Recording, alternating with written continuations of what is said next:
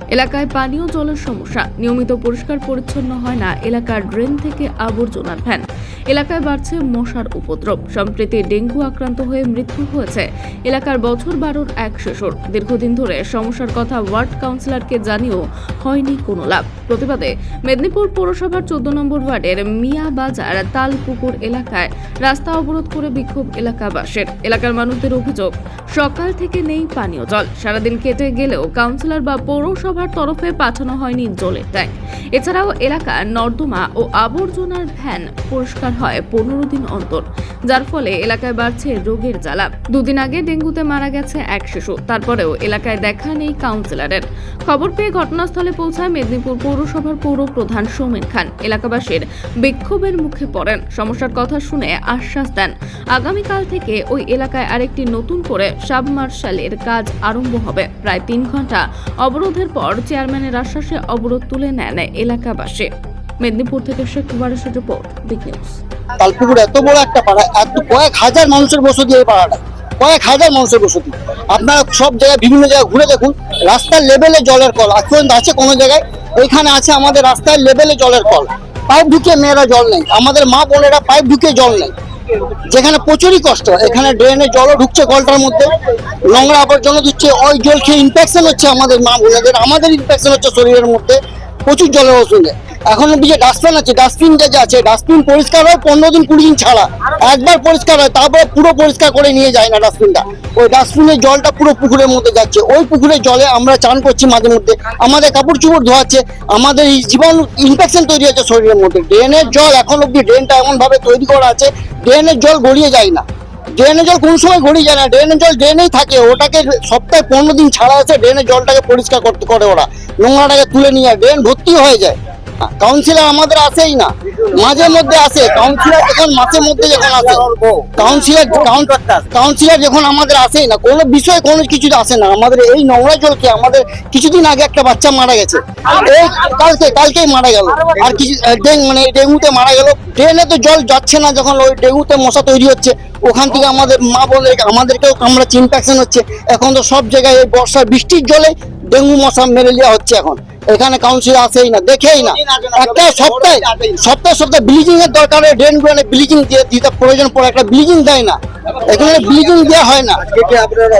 আজকে অবরোধ বলতে গেলে সকাল থেকে আমাদের এখানে জল নেই। তালপুকুর 14 নম্বর ওয়ার্ড, এত বড় পাড়া, এতগুলো মানুষের, কয়েক হাজার মানুষের বসতি, আজকে সকাল থেকে জল নেই, সকাল থেকে জল নেই। একটা ট্যাঙ্কি অব্দি কাউন্সিলর দেয়নি। কাউন্সিলর কানে সবই যায়, সবই পড়ে, সবই শোনে, কাউন্সিলরও আসে এখানে। কাউন্সিলর এখন জানে আজকে 2-3টে দিকে আমাদের মা বোনে ভাইরা সবাই এখানে, আজকে 3টে থেকে 6টা বাজতে যাচ্ছে, এখন অব্দি কাউন্সিলরের ঘুম ভাঙে না। কাউন্সিলর দাঁড়ায়নি এখানে। আমার নাম শেখ নাজির হোসেন। আমাদের পাড়ায় একটা সাবমার্শাল চাই, আমাদের পাড়ায় দীর্ঘদিন জল আসছে না। আর যখনই বৃষ্টি হয় বর্ষাকালে, এতটা করে পাঁঠু অব্দি জল হয়ে যায়, সে ড্রেনের জল আমাদের বাড়িতে ঢুকে যায়, এবং কাউন্সিলররা কিছু করেনি, আমাদের দিকে ঢুকে না। মানে আজ 2 বছর অব্দি এমনি হচ্ছে, রাস্তা ভেঙে পড়ে আছে। হ্যাঁ, জানানো হচ্ছে, কিন্তু কেউ আসছেও না, দেখেও না। আমাদের পাড়ায় জল আসেনি, সকাল থেকে জল আসেনি, খাবার দাবার রান্না বাড়া পাচ্ছি নি করতে। আমরা এত কষ্ট করছি, কিন্তু ভোটের সময় ঠিক কাউন্সিলর এসে যাচ্ছে, দিদি দেখবে, মা দেখবে, কিন্তু এখন টাইমে এত কষ্ট হচ্ছে আমাদের, কিন্তু কেউ আসেন। ফের একটা বাচ্চা ডেঙ্গু মশা সে মারা গেছে, সেও আসছে না, দেখেন না, এগুলো একদমই হচ্ছে না কিছু। কাউন্সিলর দেখেও দেখেন আইসা দিদি। সকাল থেকে আমাদের তালপুকুর এলাকায় 2-2.5 হাজার ঘরের বসতি, সেই জায়গায় সকাল থেকে এক বিন্দু জল যায়নি।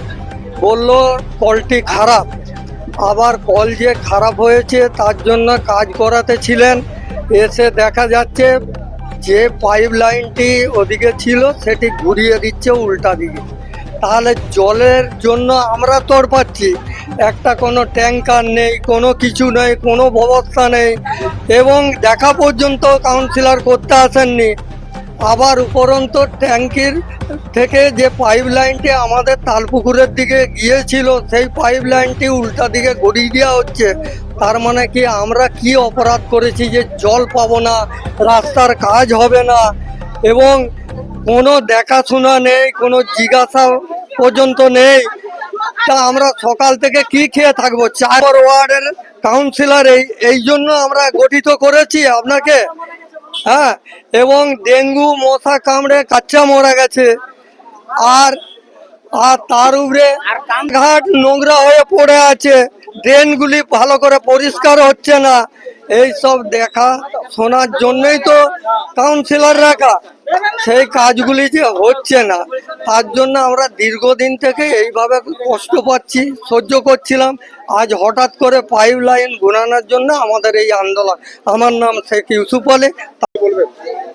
মেদিনীপুর শহরে জলের সমস্যা খুব একটা কোথাও নেই, কয়েকটি পকেটে হয়তো আছে, সেগুলো আমাদের গোচরে আসেনি। আমাদের যদি গোচরে আসতো আমরা অনেকদিন আগেই সমাধান করে দিতাম।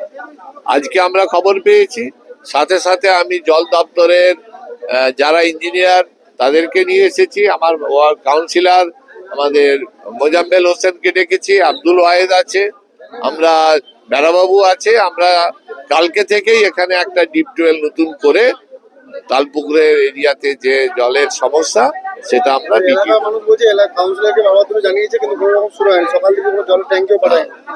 সেটা শোনো, আমার কথা হচ্ছে জলের সমস্যা আছে সেটা আমাদের কাছে সেভাবে কোনো কেউ জানায়নি, জানালে আমরা সাথে সাথেই ব্যবস্থা নিই।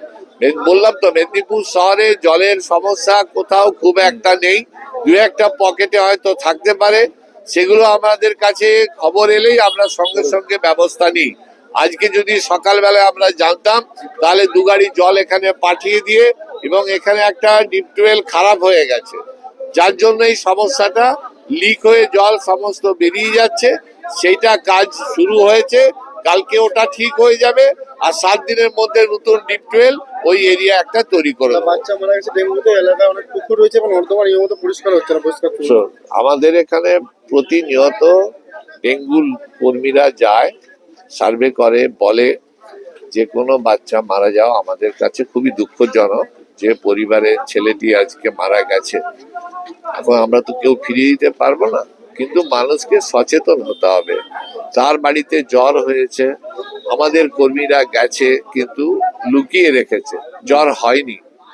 2 জায়গায় তার টেস্ট হয়েছিল, সেখানে ডেঙ্গু নেগেটিভ হয়েছে, তারপরেও তাকে বড়মা হাসপাতালে মারা গেছে।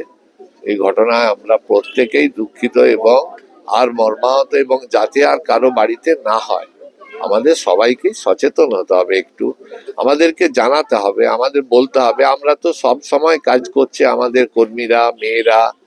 তো মানুষ যদি সচেতন হয়, মানুষ যদি কোনো কিছু গোপন করে, তাহলে কারো পক্ষে তো সম্ভব নয়। ওই বাড়িতে আমাদের লোকেরা গেছে, বলেছে না আমাদের বাড়িতে কারো জ্বর হয়নি, 2বার 3বার করে গেছে, যাচ্ছে। এবারে আমাদের পক্ষে সম্পূর্ণ 100 ভাগ করা সম্ভব নয়, তাই আমরা সেই পরিবারের পাশে আছি। আমাদেরকে যেরকম ভাবে বলবেন আমরা সেই পরিবারের পাশে থাকবো।